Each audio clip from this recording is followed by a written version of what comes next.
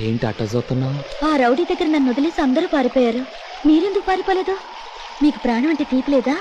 ఉన్నగానికే పారిపోలేదు. అంటే నా ప్రాణం నువ్వే. ఆ రోజు పెళ్లి ఊరేగింట్లో నా మీద నీ ఓని పడినప్పుడే నీ మీద నా మనసు పడిపోయింది.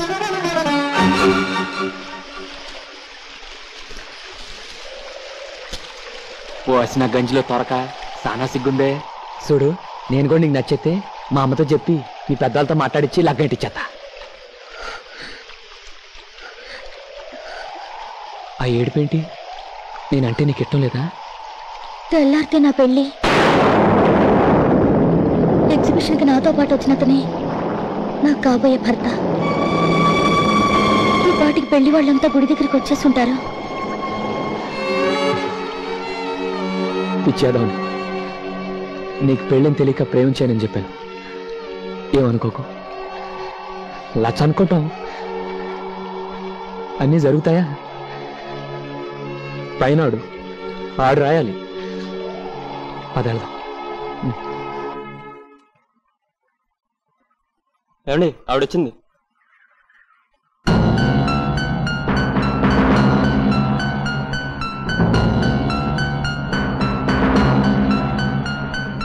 ఆగు. ఎప్పటిదాకా ఎక్కడున్నావే? నిన్నే రాత్రి అంతా ఎవరితో కులుకొస్తున్నావు? చెప్పు. నన్ను అడగడానికి నువ్వెవడవే? నీ కాబోయే మొగుణ్ణి. ఎవడో రౌడీ వద్ద నిన్ను బెదిరిస్తే నా మానాన్ని వాడికి వదిలి నీ ప్రాణాన్ని రక్షించుకోవడానికి పారిపోయిన వాడివి నువ్వు మొగుడివా? మొగుడనేవాడు మగాడే ఉండాలి, నీలా పిరికి పందే ఉండకూడదు. అమ్మా సుధా. అవునన్నా, ప్రాణాలకు తెగించి నన్ను కాపాడకపోయి ఉంటే ఇక్కడికి నేను కాదు, నా శవం వచ్చుండేది. నిన్ననగా రక్షిస్తే ఇప్పుడు వచ్చావు అంటే రాత్రంతా వాడి రుణం తీర్చుకున్నావా? ఏం కూసావరా?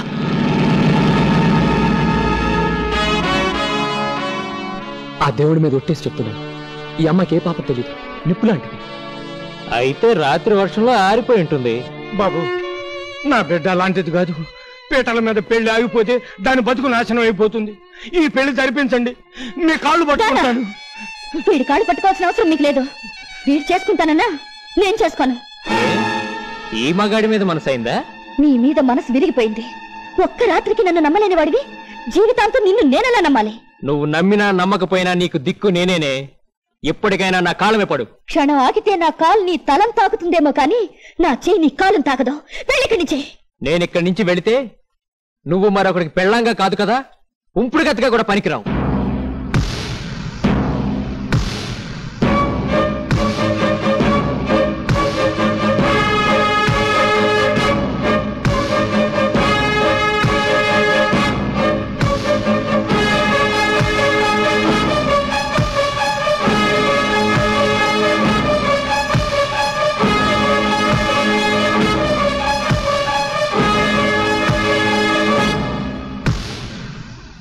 నిన్ను నా మానాన్ని కాపాడారు, ఇప్పుడు నా అభిమానాన్ని కాపాడండి.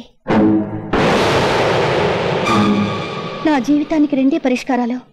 ఒకటి, ఊరి వాళ్ల ముందు ఈ పసుపు తాడు మీరు నా మెళ్ళో కట్టడం. రెండు, ఊరి కోసం నేనే ఓ పలుపు తాడు నా మెళ్ళో కట్టుకోవడం. నిర్ణయం మీదే.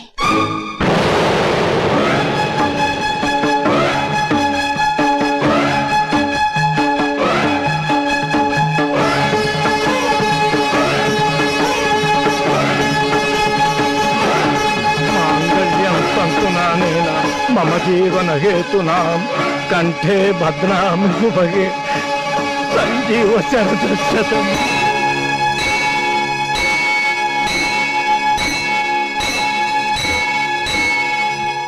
అమ్మా, సిస్టర్ సెల్లమ్మా, అమ్మా తెచ్చేసాడమ్మా. ఈ బాలి బలేసి మరీ పెళ్లి కూతురు తీసుకొచ్చేసాడు. గోవిందా, అమ్మాయిని తీసుకురా. నంబర్ 1 తెంగరి, సొంత మొద్దాతి మొద్దు. ఎంతకంటే తెంగర బుచ్చి ఓన్ ఇండియాలో దొరకదు. వాయ్ మా సిస్టరా. అయ్యి బాబు, దండాలండి. దండం పెట్టి. దండాలండి. ఏం చదువుకున్నావమ్మా? చదువా సిసి? అది మా ఇంట వంట లేదు. మీ కంటికి మేము చదువుకున్నా కనబడుతున్నావా? చాలా సంతోషం. ఇవి ఎన్ని వెళ్ళమ్మా? ఓ చదువు కూడా తెల్లైతే 16. నా మధురే నిన్ను గాని ఈ దేశానికి ఆర్థిక మంత్రిని చేశావంటే మన దేశం చచ్చినట్టు బాగుపడిపోతాయి. మరి ఏటనుకున్నారు మా పాప అంటే? ఏమ్మా, బాగా పండిస్తే ఎకరానికి ఎన్ని బస్తాలు ధాన్యం వస్తాయి? 3 కించాలడ్డాడు. చూసారా తడుపు కొట్టే అంత కరెక్ట్ గా చెప్పిందో. నా ఫాదరే మీ అమ్మాయి తెలివితేటల్ని తక్కువగా తూచాను. అమ్మా నిన్ను ఈ దేశానికి కాదమ్మా శత్రు దేశానికి ఆర్థిక మంత్రిగా పంపించాలి. అన్నట్టు మా పాపకి ఆటా పాట నేనే నేర్పాను. చూస్తావేట లంకించుకో. ఆ ఈది కుర్రాడు ఈ ఈదికొచ్చాడు, అద్దాల మేడ చూసి గుద్దుకు తెచ్చాడు. ఎంత గొప్ప కళాకారిని. నిన్ను గనక డాన్స్ డైరెక్టర్ గా పెట్టి సినిమా తీస్తే తప్పకుండా ఆస్కారం ఉంటది. ఓ పాలి మా పాప చేత హైదరాబాద్ టీవీలో డాన్స్ కూడా కట్టించాడు. అవునులే, వాళ్ళు మాత్రమే తీసుకోగలరు ఇలాంటి ఖండాల్ని. అన్నయ్య, ఓయ్ నిన్ను కాదు నన్ను. అమ్మా అమ్మాయి నాకు బాగా నచ్చింది, వెంటనే ముహూర్తం పెట్టించు. మీరేటి అనుకోకపోతే ఒక చిన్న మాట అమ్మా. అబ్బాయి గారు కూడా పాపలో పాలు చూసేసి బుర్ర ఊపేశారు అనుకోండి, మేము డాన్స్ ఆడుకుంటూ ఇంటికి వెళ్ళిపోతాం. అక్కర్లేదు, బాబు నా మాట కాదండు, నేను గీసిన గీత దాటడు.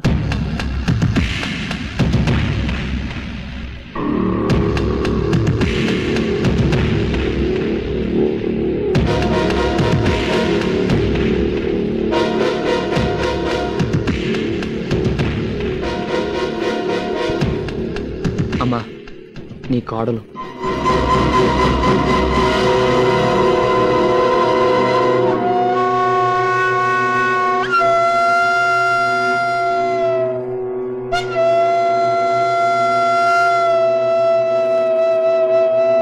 మగాడు తాళి కట్టేవరకే తల్లిదండ్రుల మాట వింటాడు. శోభనమైతే పెళ్ళాం చుట్టూ తిరుగుతాడు, దాని మాటే వింటాడు.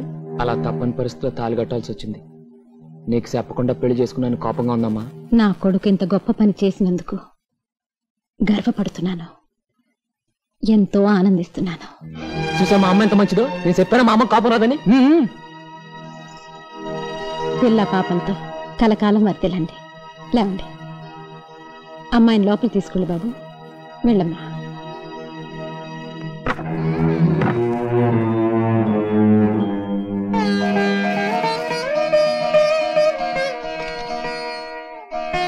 మా నాన్న తల్లి పిచ్చిలో పడి నన్ను మర్చిపోయావు అనుకున్నాను.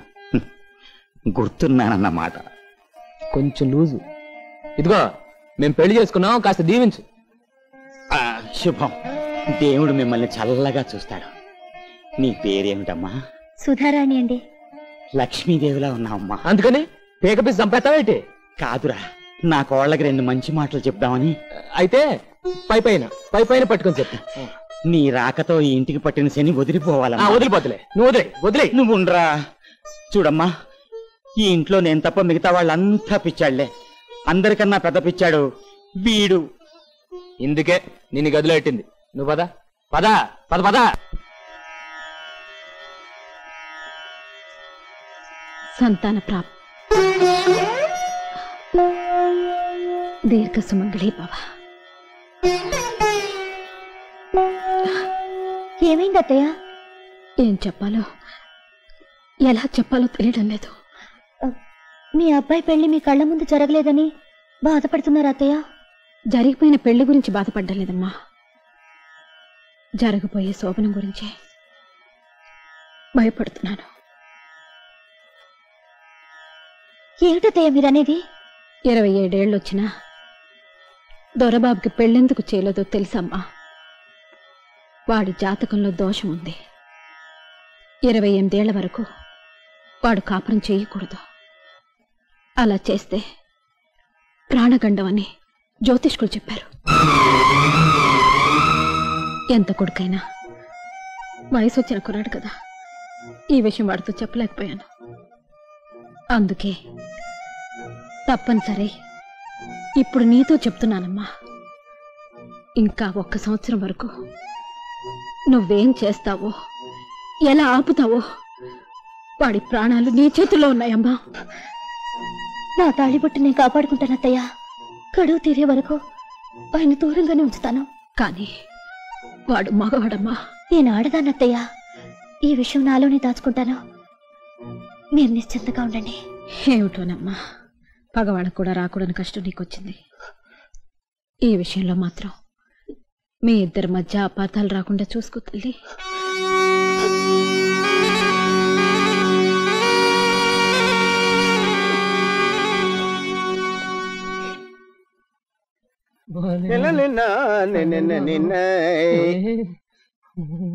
ఏంటబ్బా గారు డోలు వాయించేవాళ్ళగా చేతులు గడగడగడగడలాడించేస్తున్నారండి? అదే మొదటి రాత్రి కదా, మొదటిసారి లోపల ఏం చేయాలో ఏం మాట్లాడాలో తెలియక చాలా కొద్దిగా కంగారుగా ఉంది. ఏమన్నా అంటే అన్నా ఉంటారు కానండి. నేను ఈ పరిస్థితి ముందే ఊహించి ఓ తూరు పంపు సైడ్ దగ్గరికి వెళ్ళండి, కోతంత ప్రాక్టీస్ అయిద్దండి అని చెప్పాను. నా మాట విన్నారా? వెనకపోగా నేను శ్రీరామచంద్రుణ్ణి అని పోజిచ్చారు. ఇప్పుడు ఏమైందండి? వాళ్ళంతా సంవత్సరాటింది. అబ్బా భయపెట్టకరా, ఇప్పుడు ఏం చేయాలో చెప్పు. ఓ పని చేయండి, సరాసరి గదిలోకి వెళ్ళండి. వెళ్ళారు కదా, జేబులోంచి 50 రూపాయల నోటు తీసి పట్టుకోండి. పట్టుకున్నారు కదా, కంచుగారు పాల గ్లాస్ ఇచ్చుకుని వస్తారండి. వచ్చారు కదా, అటు ఇటు చూసి 50 రూపాయల నోటు లటక్కని జాకెట్లు తోసేయండి. ఆ తర్వాత చూసుకోండి నా బెంగళూరు బెండకాయ. అయ్యి బాబోయ్, ఇంకా ఇక్కడ ఉన్నారంటండి. ఏమన్నంటే అన్నా ఉంటారు. వెళ్ళండి.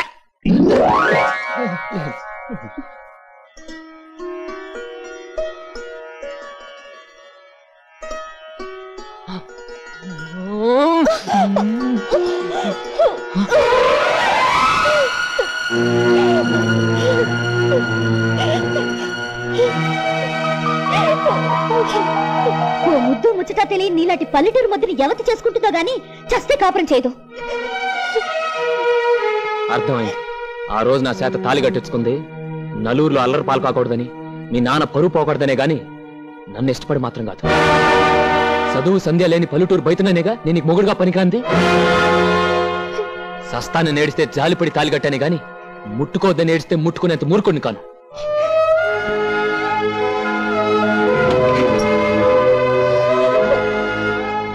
చూడు, నీ మొగుడుగా ఓ మొగాడుగా నేనేమైనా చేయగలను, కానీ ఏమీ చేయను. ఎందుకో తెలుసా? నేను మనిషిని. మొగుడనే మాటకు అర్థం తెలుసుకొని, ఆ మొగుడు కట్టిన తాళికి విలువ తెలుసుకొని, నీ అంతటి నువ్వు నా దగ్గరకు వచ్చిన రోజే నువ్వు నా భార్య అవుతావు.